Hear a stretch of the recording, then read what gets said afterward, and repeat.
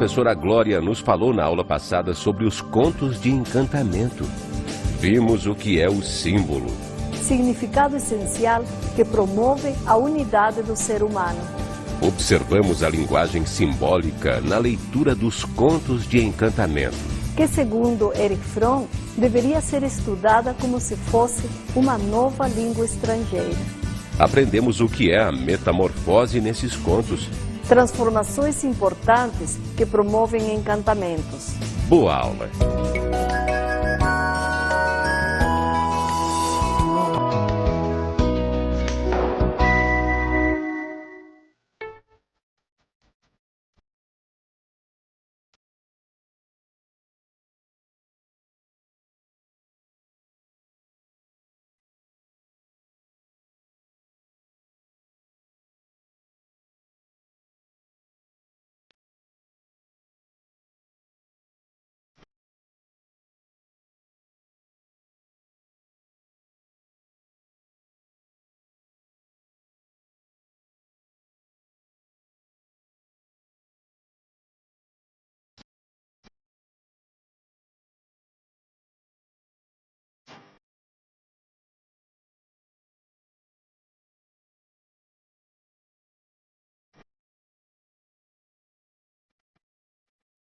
Olá! O tema da nossa aula de hoje será outras formas de narrativas.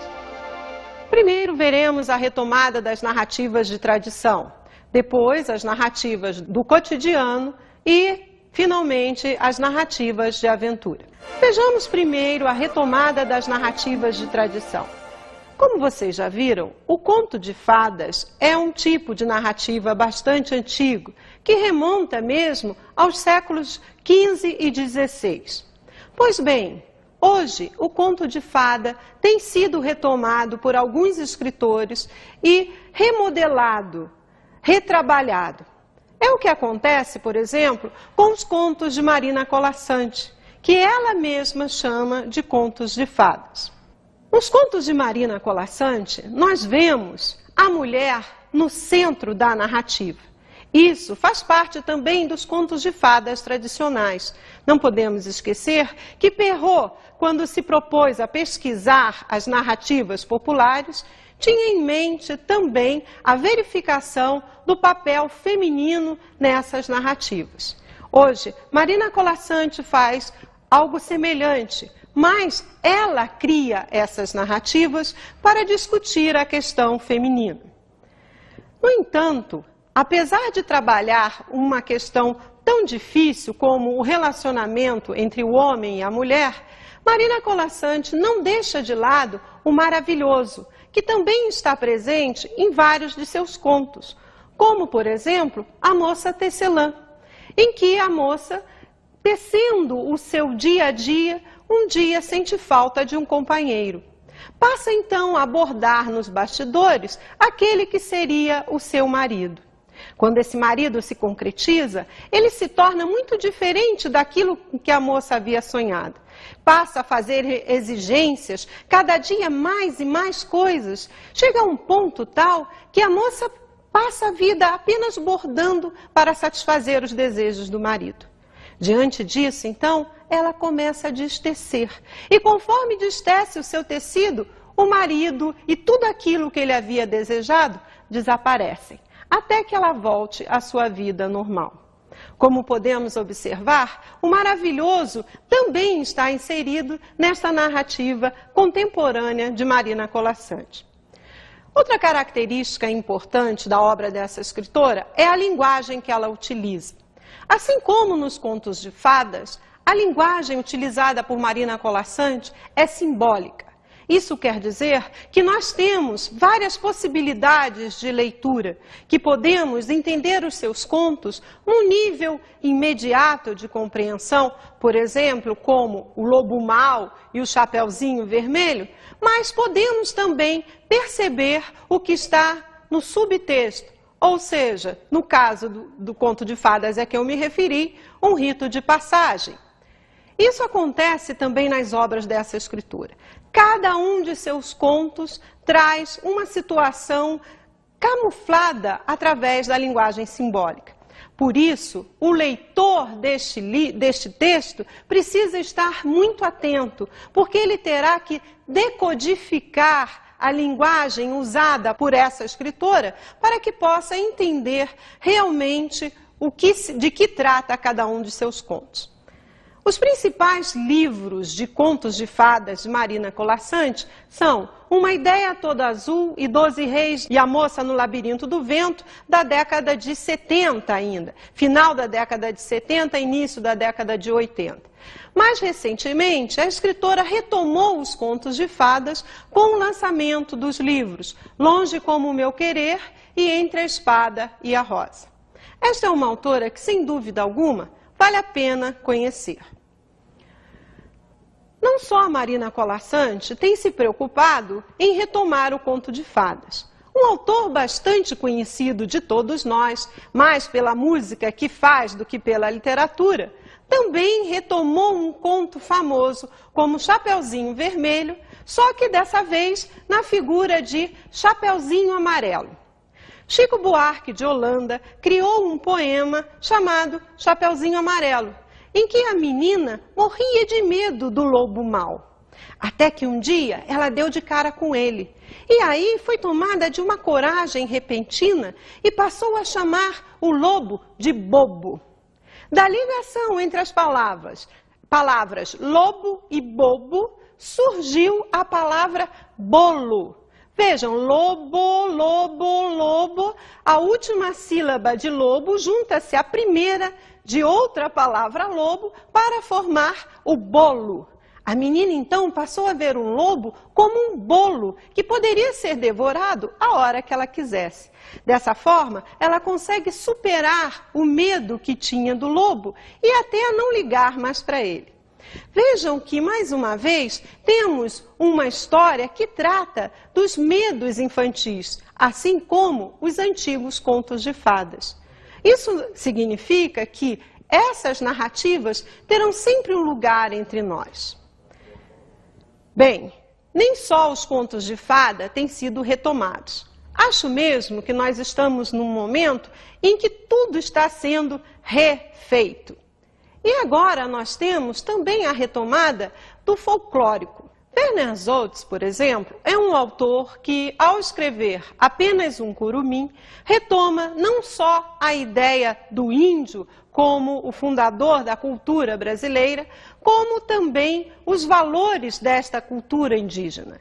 Então, elementos do folclore indígena são trazidos a essa narrativa.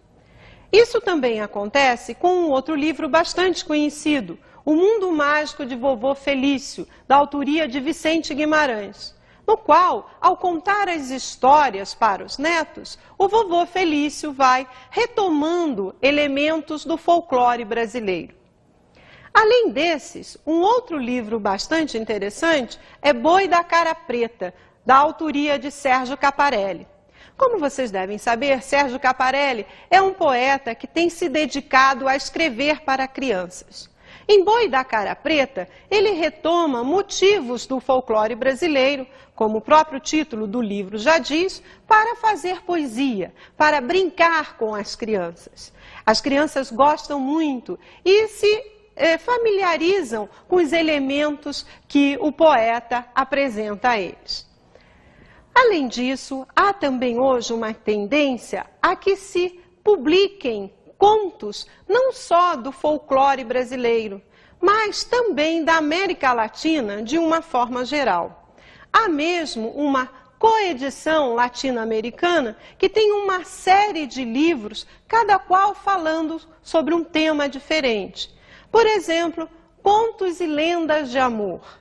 Neste livro, os vários contos são cada um de um país da América Latina e todos eles falam sobre o amor. É muito interessante porque nós podemos ver como, apesar de pertencerem todos os países a um mesmo continente, a forma de ver o amor, de lidar com o amor, é diferente em cada um desses países. O mesmo acontece com os contos de assombração. Cada país da América Latina tem a sua própria assombração. São contos muito interessantes que crianças de todas as idades admiram, não só os de 1ª a 4ª, mas principalmente os de 5ª a 8ª. Além do folclore, as narrativas epistolares também têm sido retomadas. Nós não podemos esquecer que as cartas foram sempre uma tradição.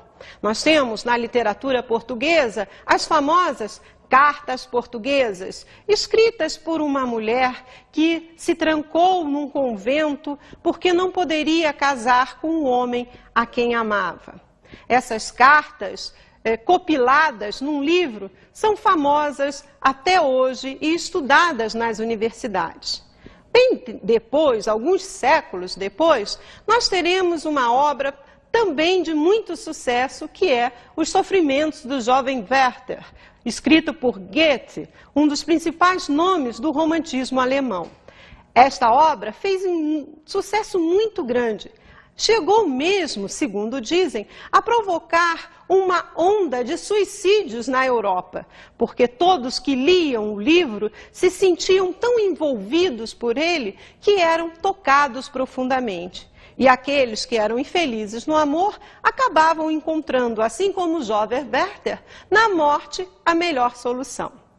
Hoje, graças a Deus, não temos mais isso. As cartas estão de volta, só que de forma diferente.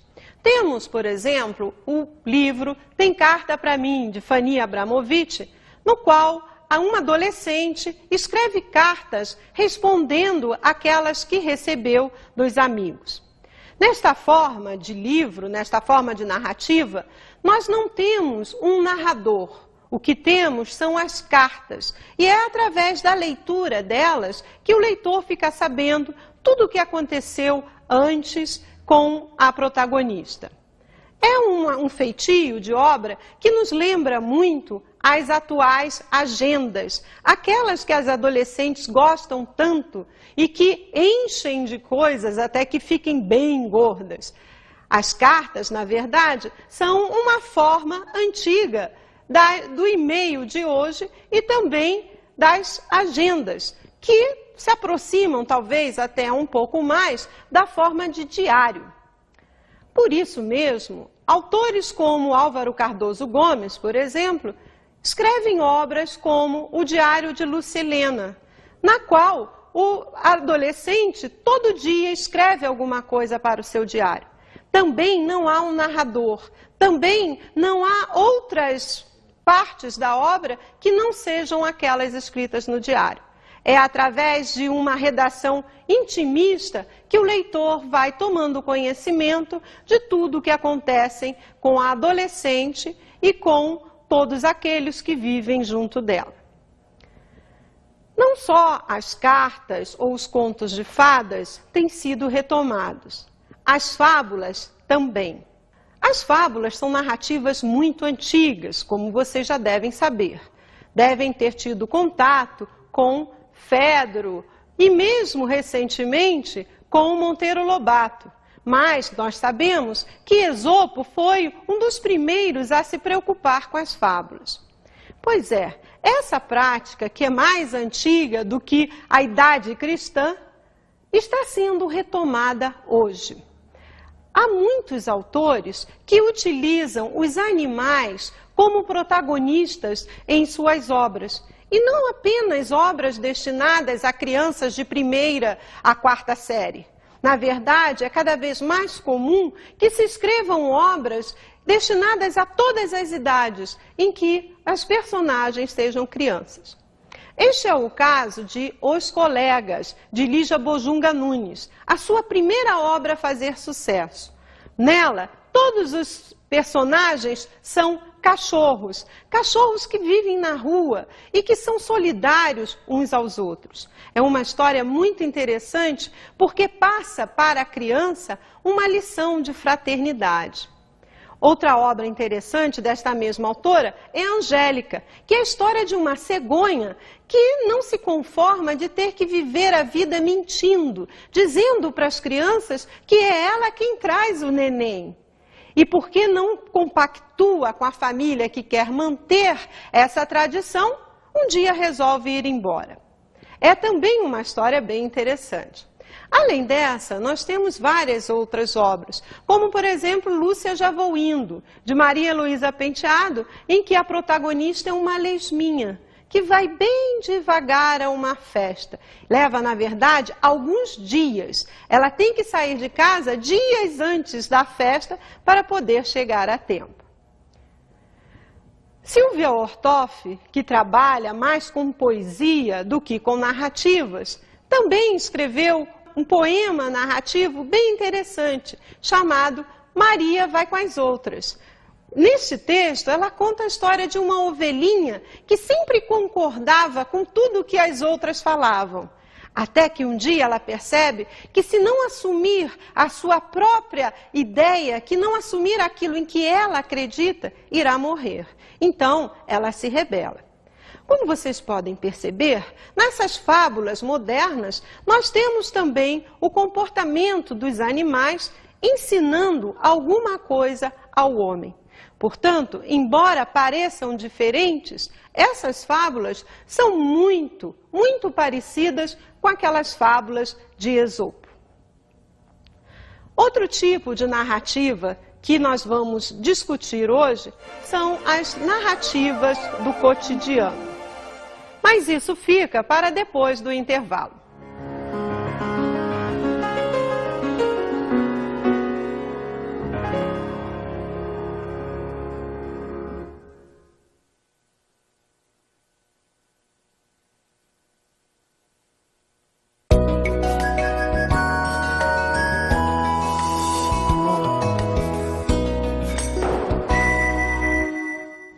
As narrativas do cotidiano são aquelas que trazem para o universo das histórias infantis o que as crianças vivem no dia a dia. Nem sempre isso significa que há brincadeira, que há fantasia nas histórias. Muitas vezes o que temos é uma abordagem bastante crítica do que nós vivemos no dia a dia. É o que acontece com uma corrente dessas narrativas do cotidiano, uma tendência, melhor dizendo, que nós conhecemos como o realismo crítico.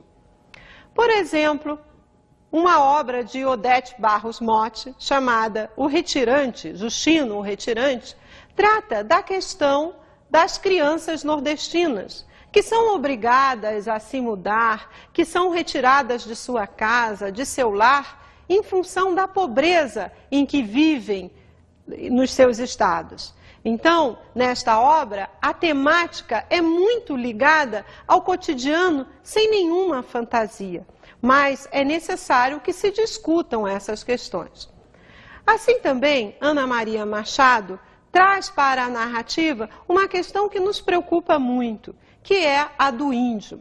Em De Olho nas Penas, Ana Maria Machado faz um jogo com as palavras olho e penas, porque, na verdade, o que ela está nos colocando aí é a preocupação com os índios. De Olho nas Penas nos chama para a ideia de que as penas dos índios, ou seja, as dores dos índios, são muitas. Por outro lado, também nos remete à ideia de que as penas que ornamentam a cabeça e as roupas dos índios estão desaparecendo. É uma obra que trata de uma questão essencialmente brasileira, que faz parte do nosso cotidiano. Outra obra que tem essa tendência para o realismo crítico é Cena de Rua, de Ângela Lago. O interessante é que neste livro não há uma palavra sequer. Na verdade, é uma narrativa apenas visual, na qual a autora, que é mais ilustradora, mais conhecida como ilustradora, nos conta a história de uma criança que vende frutas num sinal de uma grande cidade. Esta imagem é muito conhecida de todos nós, e através apenas das imagens, Ângela Lago nos faz refletir sobre a vida dessas crianças que sofrem e que são, muitas vezes, maltratadas pelos motoristas. Como vocês podem ver, nessa tendência das narrativas do realismo crítico, não há muito o que falar sobre fantasia. Mas há outros autores que procuram dar um tratamento diferente a este realismo. É o chamado grupo do realismo lúdico. Nessa tendência estão autoras como, por exemplo, Ruth Rocha, que na sua obra Marcelo, Marmelo, Martelo, fala da alegria das crianças, mas fala também dos conflitos vividos entre as crianças e os seus pais, por exemplo. Como é o caso de Marcelo, que queria criar uma nova língua e, a princípio, não era entendido. Mas, sem deixar de lado a sua proposta, Marcelo consegue com que seus pais também se engajem na brincadeira e com que acabem aceitando a linguagem que ele criara. Outra narrativa que trabalha com essa aventura de viver, que brinca com a criança, é O Gênio do Crime, de João Carlos Marinho. Aqui é interessante porque do cotidiano nós temos a questão, por exemplo, da corrupção, nós temos a questão do roubo, mas essa questão é superada através da inteligência das crianças, que se organizam num grupo chefiado pelo bolão para descobrir quem está falsificando as figurinhas e está criando uma enorme confusão no momento em que há muitas figurinhas premiadas e não há prêmios para todos. É uma narrativa bastante divertida e, no entanto, não deixa de lado as questões do cotidiano. É uma obra mais voltada para o aluno de quinta, sexta série, mas é também bastante interessante. Outra obra que trata do cotidiano é A Faca Sem Ponta, Galinha Sem Pé, de Ruth Rocha. Essa narrativa conta a história de um menino e uma menina que passam por baixo de um arco-íris e de repente se veem em papéis trocados. O menino passa a ser menina e a menina passa a ser o menino. Ora, nesta narrativa, Ruth Rocha discute uma questão muito comum entre as crianças. Isso é de menino, isso é de menina. Quando se veem nos papéis trocados, eles percebem que, na verdade, é tudo uma grande besteira, que tanto os meninos quanto as meninas podem fazer aquilo que eles quiserem sem que haja problemas. Mas a solução para a questão da troca de sexos é uma solução mágica. Somente quando eles passam novamente por baixo do arco-íris é que retomam as suas identidades. Bem, Ziraldo, um autor conhecido por todos, também fala sobre o cotidiano, mas fala de uma forma mais lúdica, aliás, como tudo que é de autoria de Ziraldo. O Menino Maluquinho discute a história de um menino que era diferente dos outros porque era muito irrequieto. Na verdade, ele não segue os padrões de comportamento exigidos por uma sociedade burguesa. Mas, afinal, o que nós percebemos é que ele é apenas um menino feliz. Por isso, ele extrapola todos os limites que lhe são impostos, porque ele tem alegria de viver. Isso é muito importante que a literatura passe para os nossos alunos. Além do realismo crítico, temos ainda uma outra tendência, que é o realismo humanitário. Um exemplo do realismo humanitário é a obra de Mirna Pinsky, As Muitas Mães de Ariel. Nesta história, Ariel se depara cada dia com um tipo de mãe. É interessante como um menino cria uma expectativa. Com que mãe eu vou encontrar hoje? Com a mãe carinhosa? Com a mãe impaciente? Isso é interessante porque esta narrativa desconstrói a imagem da mulher mãe, sempre pronta para atender o filho, sem nunca estar contrariada, cansada, perturbada por qualquer outra questão que não seja da sua casa ou a criação dos filhos. Nesta obra, então, Mirna Pinsky discute a situação da mulher que trabalha em casa e que tem também um outro emprego. Dessa forma, as relações entre mãe e filhos são colocadas para as crianças de maneira muito lúdica, bem interessante. Outra autora que também discute as questões familiares, as relações entre as pessoas, é Lígia Bojunga Nunes. Em suas muitas histórias, ela fala sobre isso, mas há uma em particular que nos chama a atenção, Corda Bamba. Nessa narrativa, Lígia Bojunga Nunes mostra a situação de uma menina, Maria, que fica órfã. Os pais são atores de um circo, são equilibristas e caem da corda e morrem. A menina então vai morar com a avó e tem uma série de problemas para se adaptar ao novo tipo de vida, uma vez que havia sido criada no circo. Além disso, há toda uma situação confusa entre a avó e a neta, porque essas não se conheciam, não tinham laços fortes de amizade. Essa é uma questão muito forte e que emociona na obra desta autora. Além disso, Vivina de Assis Viana também trabalha com a questão das relações. Ela tem uma obra muito interessante chamada O Dia de Ver Meu Pai. Neste pequeno livro, Vivina discute a situação das crianças cujos pais são separados e que têm dia certo para ver o pai ou para ver a mãe. Toda a confusão, todo o conflito da criança é passado para esta personagem e por esta personagem para os leitores.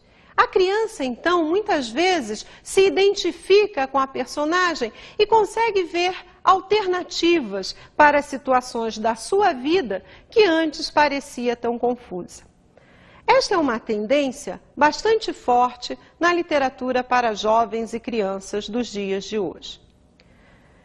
No entanto, há também autores que ainda cultuam as narrativas de aventura.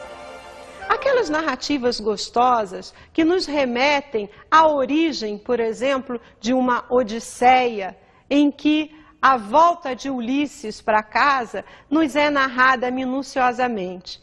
Há, aliás, grandes adaptações da Odisseia, assim como de Dom Quixote. Quem não conhece esse homem sonhador que, de tanto ler as novelas de cavalaria, acaba se sentindo o próprio cavaleiro medieval? Esta narrativa já foi adaptada pela editora Scipione para os nossos alunos. É interessante, num primeiro contato, que eles vejam esse Dom Quixote, mesmo que facilitado, para que possam se apaixonar por ele. Bem, as matrizes das narrativas de aventura não são apenas aquelas feitas por um livro como Dom Quixote, mas também por autores que escreveram para adultos. Aliás, Cervantes não escreveu Dom Quixote para crianças, não é? Mas nós temos, por exemplo, Alexandre Dumas, que no século XIX escreveu Os Três Mosqueteiros, uma narrativa que fez imenso sucesso e que contagiou vários dos nossos autores românticos. Encontramos referências aos Três Mosqueteiros em obras de José de Alencar, Machado de Assis.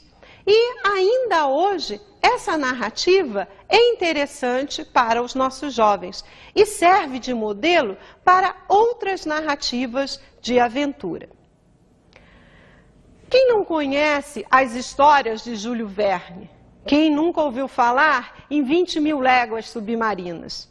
Vocês sabem que Monteiro Lobato se confessou influenciado pelas narrativas de Júlio Verne? Vejam só onde o nosso autor, iniciador da literatura brasileira para crianças, foi buscar a sua inspiração. Bem, hoje as narrativas de aventuras são um pouco diferentes, mas ainda assim não deixam de levar a criança a viver aventuras espetaculares. Vamos ver agora como são essas narrativas de aventura contemporâneas. A obra Ana Zê, Aonde Vai Você, por exemplo, de Marina Colasanti, aquela mesma que trabalha também com contos de fadas, é uma obra que faz com que o leitor viva, junto com a menina, uma aventura muito particular. Ana, ao se debruçar num poço, tem seu colar arrebentado e resolve ir atrás das contas. Chegando ao final do poço, encontra uma mulher que tece um casaco com fios de água.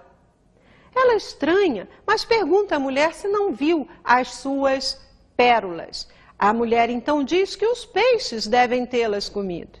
Ana então começa a aventura atrás dos peixes para tentar encontrar as pedras do seu colar. Na verdade, no meio do caminho, ela até esquece dos peixes, de tanta coisa interessante que passa a ver. Primeiro se acha numa tumba, depois se acha num museu, quando sai dá de cara com um deserto e as coisas vão acontecendo uma atrás da outra, até que por fim ela consegue voltar para casa. É, sem dúvida alguma, uma narrativa de muitas aventuras que o leitor acompanha através dos olhos de Ana Zê. Outra autora que também trabalha com a narrativa de aventura é Lígia Bojunga. Em A Casa da Madrinha, por exemplo, a autora nos fala sobre a história de um menino que tem que trabalhar, vender coisas na praia para ter o seu sustento. Mas ele tinha um sonho, encontrar a casa da madrinha. A casa onde havia um armário que toda vez que era aberto oferecia comida variada, roupas e nunca se passava mal ou fome naquela casa. O menino então um dia sai em busca do seu sonho e é no caminho que ele encontra um galo que teve o seu pensamento costurado. Vejam só quantas aventuras esses dois personagens passarão a viver daqui para frente. Ao final, o menino encontra a casa da madrinha. E aí nós percebemos que tudo aquilo que ele viveu não foi mais do que o fruto da sua imaginação. Mas, afinal, foram aventuras inesquecíveis. Outra obra interessante é A Marca de uma Lágrima, de autoria de Pedro Bandeira. Nesta obra, o autor faz uma adaptação de um clássico da literatura universal, Cyrano de Bergerac. Só que, ao invés de colocar apenas a questão da feiura, do nariz enorme de Cyrano em oposição à beleza de Cristiano e tendo Roxana como disputa entre os dois, o autor cria uma situação adaptada para os nossos dias, em que as crianças estudam num colégio onde alguém é morto. Misturando amor, mistério e ação, esse autor cria uma narrativa muito interessante que é imbatível. Nunca vi um aluno que lesse essa obra e não gostasse. A criança se identifica e vive aquela aventura de forma fascinante. Espero que a aula de hoje tenha trazido sugestões interessantes para vocês. Mas ainda temos outras sugestões. Vamos agora às dicas de estudo.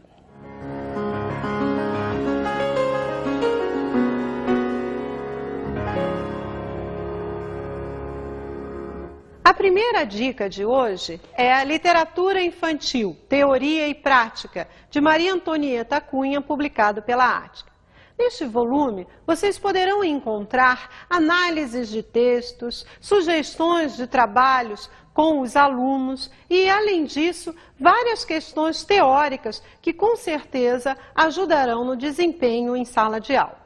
Vamos à próxima dica. Literatura Infantil e Juvenil. Vivências de Leitura e Expressão Criadora, de Vânia Maria Rezende, editado pela Saraiva. Vânia Maria Rezende vai mais adiante buscando, inclusive, sugestões para o trabalho com o teatro, com as histórias em quadrinhos. É muito interessante. Nesta obra, nós podemos encontrar várias sugestões para serem desenvolvidas em sala de aula. Vamos à última dica de hoje. Literatura infantil, Gostosuras e Bobices, de Fanny Abramovich, editada pela Scipione. Esta é uma obra considerada já um clássico quando se fala em estudo de literatura infanto-juvenil. Não só a Fanny Abramovich nos dá várias dicas, várias sugestões de como trabalhar, como faz um estudo aprofundado, por exemplo, dos contos de fadas e mesmo do trabalho com o teatro até no ensino médio. É uma obra fundamental na biblioteca de qualquer professor que trabalhe com literatura. Chegamos ao final da nossa aula de hoje. Espero que tenha sido proveitosa para vocês. Foi um prazer estar com vocês. Até breve.